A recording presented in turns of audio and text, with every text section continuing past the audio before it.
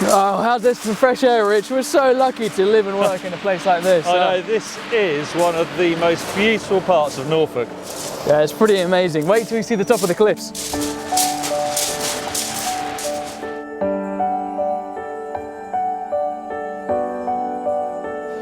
Do you know what I've noticed recently, mate? And that I really like seeing it. It's clearly, everyone knows it's essential to preserve spaces like this, but it just seems to be slightly more in the public conscience, and people seem to be more aware of their own impact on the environment. Yeah, I agree. And the question is, how can we carry on building more houses, which we all know that we need, but still do the right thing for the environment? Do you know what, that's so true. I'm constantly registering applicants now that more so than ever seem to be asking about the energy efficiency of homes and the impact that they're having.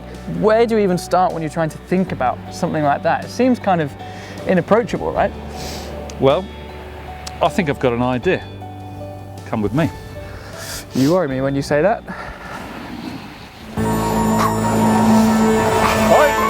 Oh mate, you've had some ideas in your time. What?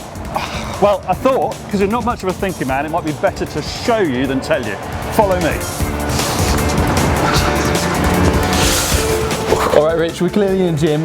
Honestly, I still don't get where you're coming from. Okay. Talk to me. Right, well, there's someone I want you to meet and that will explain things a bit better.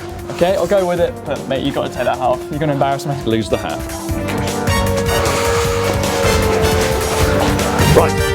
All right. Charlie, meet Kevin. Hi, Richard. Kevin, Nice to meet you, Charlie. We want to find out a bit more about getting fit. How do you suggest the best way forward is if you want to get fit? Well, I would suggest it's all the little steps, working all the different parts of the body, trying to use functional sort of movements that you do in everyday life. So making sure we do the big muscle groups, the legs, the back, the chest, and then looking at aspects such as your nutrition, water intake, and just making sure you do all the little steps. Quadriceps. Oh yeah, quadriceps. Yeah, hamstrings. Yeah. It's a lifestyle change, so it's finding a method where you can sustain it over a long period of time. There's no shortcuts to fitness. Oh, it's just a little break. Do you know what, Rich? I was worried I was doing all the work, but actually, that's a fair effort. This is not a problem, mate, but I was just wondering, what are we having for lunch? I can't believe it. I think kale for you. Oh, unbelievable. Cheers.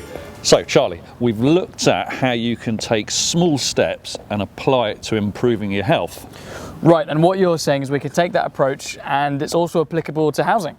Exactly. Interesting. So here we are in mid-Norfolk and I'm here to meet Alex from Inhabit. Hi, Alex.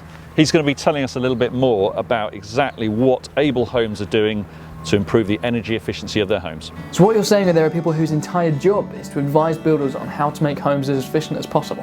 When we're talking about block and beam floors, and this is a very standard method of construction, we normally infill between these beams with dense concrete blocks. On this particular site, what we're doing here at Able Homes is to use a polystyrene instead as an infill block, and that's acting as part of our insulation layer, and it makes the floor much more energy efficient in terms of heat loss. What we're also doing as part of the system is that we're putting an edge block, and these lightweight blocks also reduce the heat loss at the perimeter, which is really important when you're looking at the energy efficiency of a building. To get the floor right makes a lot of sense, and especially bearing in mind that all of Able Homes will have underfloor heating, and therefore you're actually heating up the slab that will sit on top of all of this up to perhaps as much as 25-30 degrees. So it's really important to get the floor correct in terms of the amount of insulation and to keep everything warm. We're trying to maximise the efficiency of the building and maximise the efficiency of the heating system.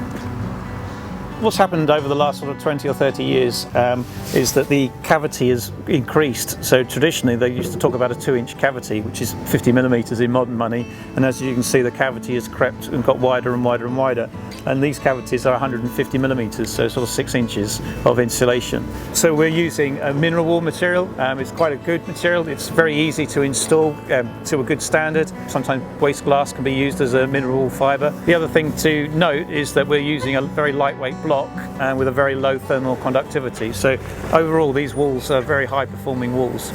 Perhaps a kind of slightly minor detail, but something that's of interest is that we're trying to look at where all the extra little bits of heat kind of disappears through a wall and through the fabric of our building.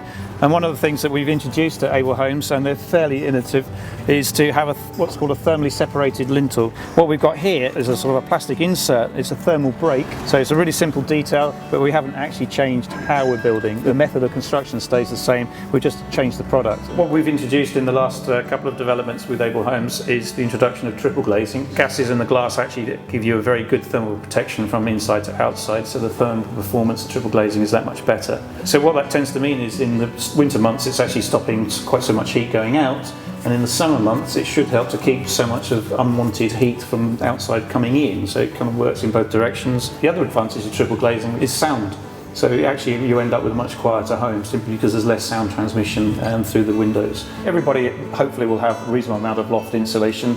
The government would recommend you have about 12 inches, 300 millimetres is the minimum amount now. Here at Able Homes we've actually taken that to a minimum figure of 400 millimetres. Obviously if we can stop the heat rising up through the house and out through the ceiling, we're going to make the house that much more energy efficient. It's as simple as that.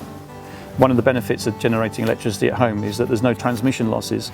Something like 16% of all the energy that's produced at the power station is lost by the time it gets to your power socket. 8 panels on the roof, that equates to about 2 kilowatts in bright sunshine, and over the course of a year that's probably somewhere towards sort of 1800 kilowatt hours of free electricity for the homeowner to use. Well, Rich, I'll be honest, I was a bit sceptical of your plans at first, but having been through the motions, it makes perfect sense.